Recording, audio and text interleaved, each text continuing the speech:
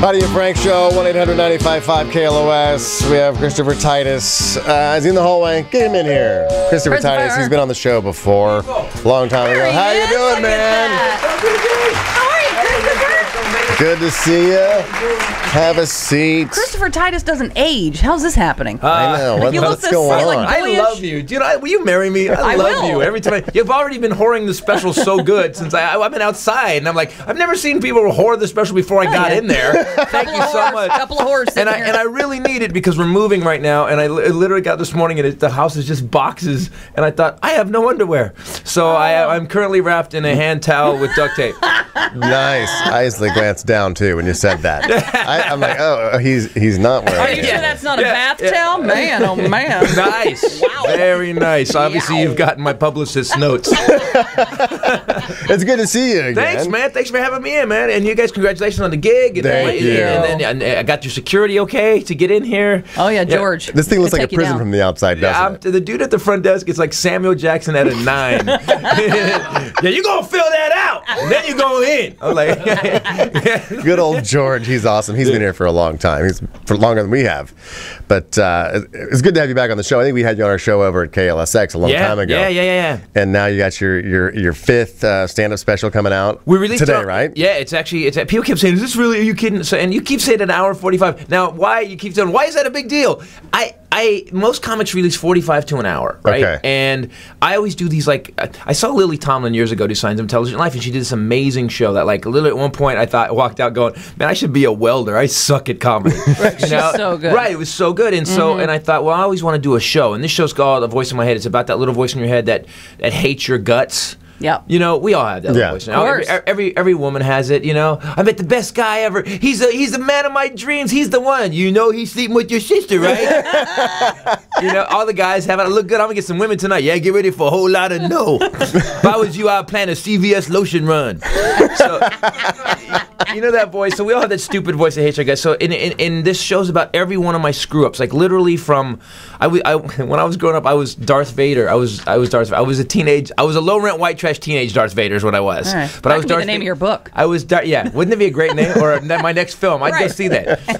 I actually was Darth Vader at kids' birthday parties when I was like 16, and it didn't go well. Oh, it didn't go well. What was so bad about that? Well, first of all, it was my high school was run by the mob or the teachers union, you call it, and they would actually send us out on these work occupation programs where you'd go out and you'd go, and we got $1 an hour and 5 California public school credits per semester, and I was such a bad student. You know what I mean? 5 per semester. I was like, if I worked 300 semesters, you know. You'd have been Jar Jar Binks for 5 credits. Yeah, exactly. I was actually.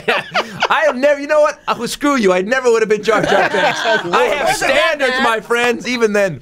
So I go to this thing, and the guy touched you working at PJ's Ice Cream Parlor as Darth Vader. And, you know, and I was 16, and that sounded like 2 jobs. So I go to the guy's thing, and I walk in, and he goes, I just walked in, and he goes, you're hired. Because at 16, I was already 6'2", and I fit the Darth Vader's suit. Because you can't hire Hobbit Vader at that point. So I go, what am I doing? He goes, you're going to be Darth Vader at little kids' birthday parties. And even at 16, I was like, have you thought this through?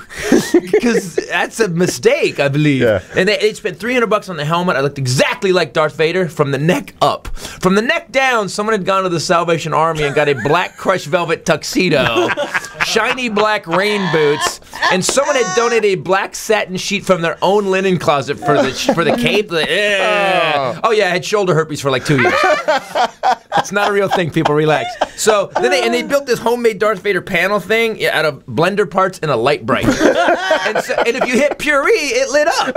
The problem was the battery pack, because on the side there was these 4 9-volt batteries, and there was just like someone had just like taped wires to the top of them. So if I moved wrong, it would kind of zap me a little bit. Oh my God. So between the tuxedo and this battery zapping me, I was like lounging or Tourette's Darth Vader, just kind of spazzing across the stage. And I go, what am I doing? He goes, all right, on the weekend we're going to do kids' parties in the back room. What you do is when they get to the end of the happy birthday song, you whip the curtain back and you reveal Darth Vader. And I'm 16. I don't sound like Darth Vader. And I'm like, Luke, I'm your father, bro. I made that noise with my mouth. So, and the first time we did this, and the last time we did this, was this little kid named Andy. He's turning 6. And by the way, parents, do not hire a supervillain to come to your kid's party. Yeah. I don't know. It's an odd choice. It's almost like a child services incident. They should have had like someone there to arrest these parents. And did they send pictures of you prior? Like, it's like, here's what he's going to look like when he shows up with the crushed velvet I guess they tux. figured Darth Vader, you know. Yeah, I know. They didn't know what they were putting me in. So so these kids, happy birthday to Andy, happy birthday to you. And I'm 16. I gave it all I got, man. I whipped the curtain back and I go, happy birthday, Andy! And this little kid, man, he did not look at me like, wow, Darth Vader. He looked at me, then looked at his mom like, who the hell invited Darth Vader? And I see the kid panic, so instinctively I just kind of reach out for him. You know, like, you know, Darth Vader. I just reached out, but Darth Vader, when he did that, he choked me to death. You were just trying to comfort. He grabs his throat and goes, ah! At that point, the clown, who's my hype man, jumps in front of all the kids because they're starting to freak and goes, don't worry, kids, it's only Darth Vader. Yeah, don't worry, kids, it's only Darth Vader. Jews, you relax too, because it's only Hitler.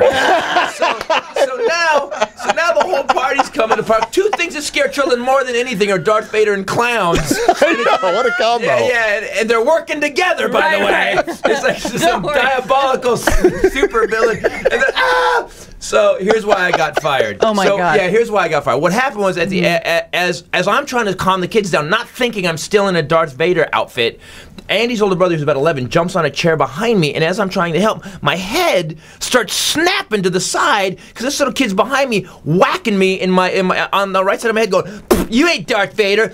You ain't really no Darth Vader." And I was in character. You were committed. So this right arm shot back, and I knocked his little ass off the chair. Who's not Darth Vader now, bitch? And that's how I got into show business. You're welcome. Oh, that's awesome. Christopher Titus hanging out with us. You can get his new stand-up special, The Voice in My Head, comes out today. Oh, my goodness. It's on ChristopherTitus.com for $9. And 10% goes to my charity, the Insight Youth Project for homeless teens. And by the way, what was the problem with the hour 45? You keep bringing. Why were you bringing that up? Well, because I was like, I didn't know. It's like, why would you put that in there if there is like a in the ADD world of like entertainment? It's like I can't watch anybody for an hour 45. If you go to YouTube and you see a video and it's like, if this video is like 5 minutes long, I'm like, that's too long. You know, it's like, I will go to the next video. You give me something 35, 45 seconds where the payoff happens. But he makes a good point where you're like, you're going, somebody's doing normally 45 minutes to an hour. I'm giving you for this a lot of bang for your buck. Yeah. And also, I'm not a cat playing with a ball for 3 minutes, dude. I'm like I go to YouTube and what are you kidding me? I do watch those. I'd be like, I don't care how long that is. That's a kitten. I'll watch a kitten video. I don't care if it's 3 days long. Yeah, but just have it in the background all the time. There was a live kitten cam online. It was a mama cat who had given birth and had a litter of kittens, and they were teeny tiny yet. See, I already want to change it right now. Exactly. It was a live kitten cam. I sat there for 10 minutes and just watched him.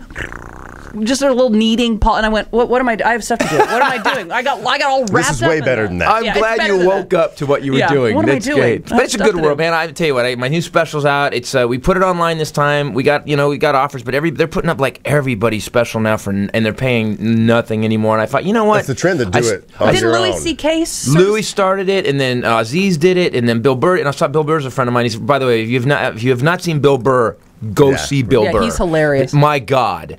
My God, is it funny. One of those guys that makes me want to be better at a comic. You know, every once in a while, like I've been doing comedy a long time. I've written a bunch of specials. I'm okay with what I do. I'm pretty good at it. Oh. I watch Bill Burr and I'm like, okay, wow, you need to maybe get your notebook out and start writing some stuff down and quit riffing it. Well, as far as comedians go, and they're also a lot of them are very insecure with themselves, and it's like to have you go, you know what, this ups the game of comedy. But that's good. That's good. That's what's great about Christopher. He's like, I need to be better. Instead of downing and putting doubt on guys and saying, whatever. Oh, trust me, there's a list of guys. I'm just not going to do it on the radio. There's a list of those guys where I would just go, dude. Guys who would walk up me in a club and I would just punch him in the face and go, you need to quit. You dishonor the memory of George Carlin. Get out of here.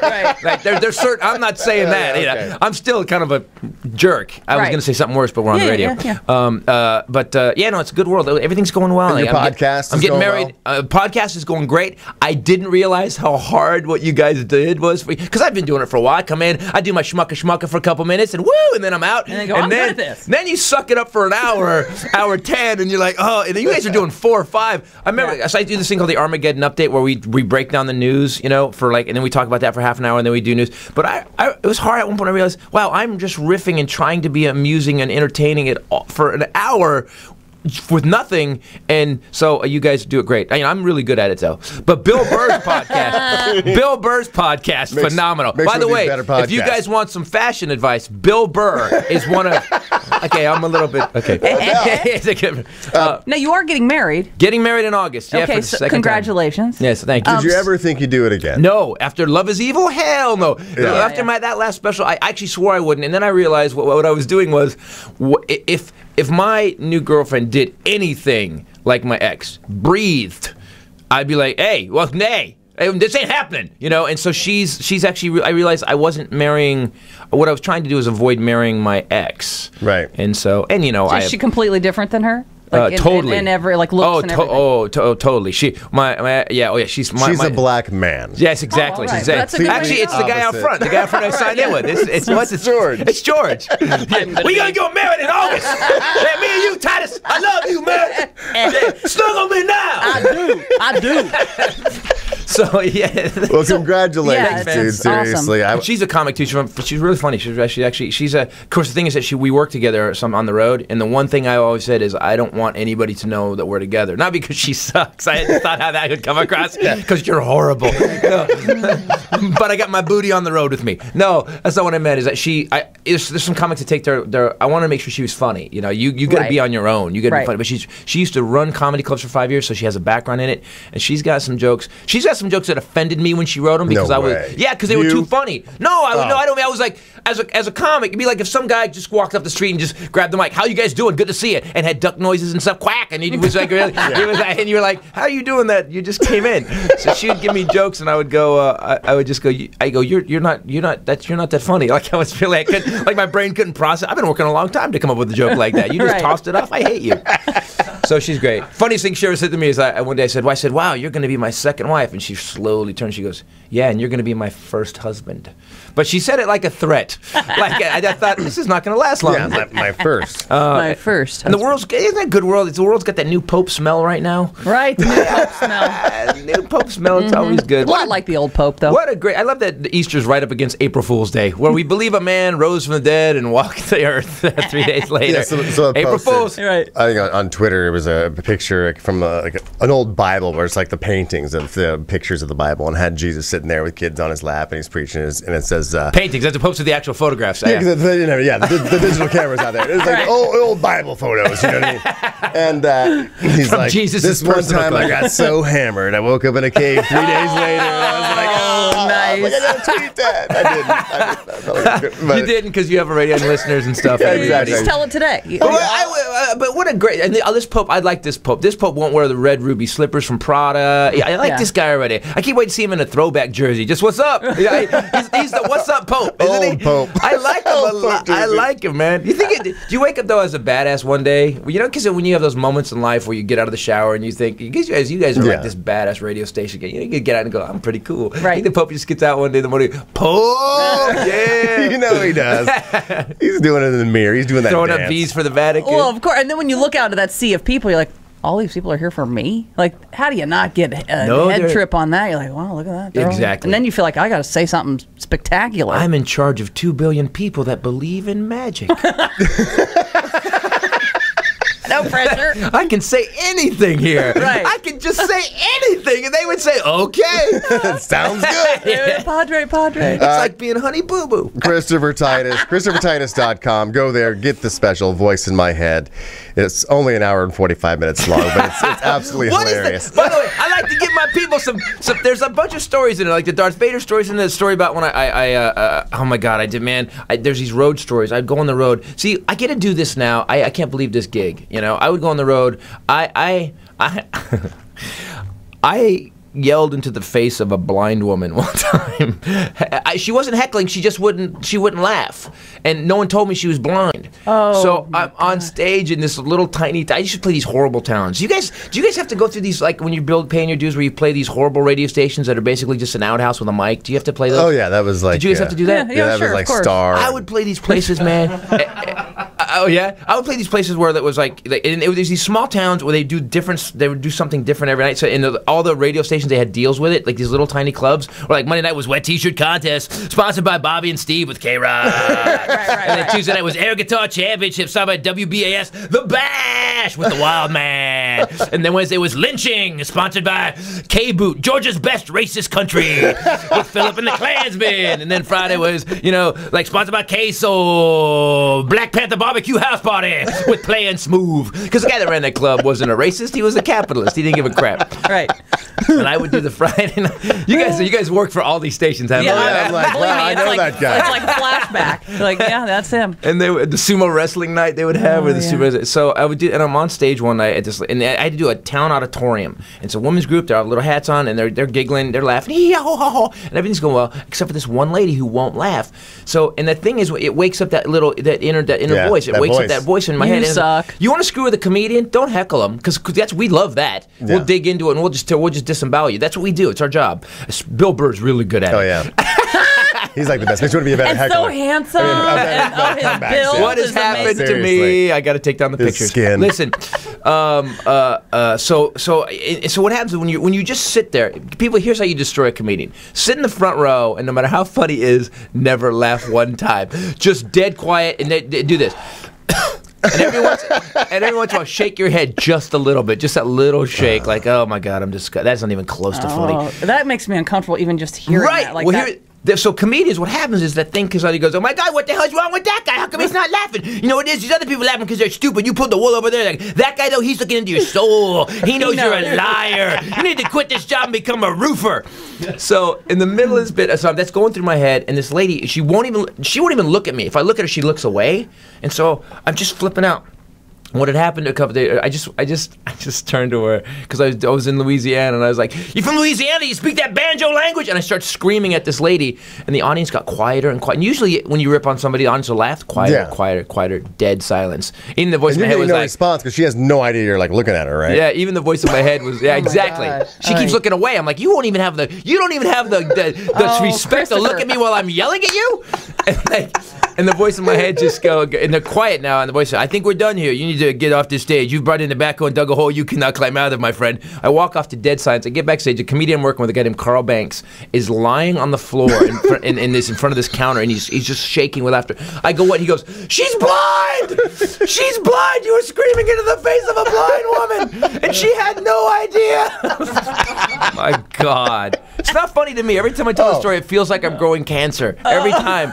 It's the worst. It's the worst. Did you wonder why she had a German Shepherd with a handle on it next to her? I mean, and by the way, cross your mind. Who put her up front? Right. Why does she need to be up front? What is that? Point her towards the speaker and tell her it's up front. It sounds close. Thank you so much for coming in, dude. I got to get you out of here because we got to pay some bills. But ChristopherTitus.com. Oh, my God. ChristopherTitus.com. 10% goes to charity. Thanks for letting me hoard the special, guys. The voice in my head, and TitusPodcast.com. Check it out. Thank you so much. We're going to come right back. We are Heidi and Frank. That was just a little sample of the Heidi and Frank Show on 95.5 KLOS. To get more samples like this and hear all the fun we have, you can do that at 955KLOS.com. Now, to get the show in its entirety, on demand, and if you want to watch the show, we webcast it every day, all you have to do is go to HeidiandFrank.com and become a premium package member. Do it right now.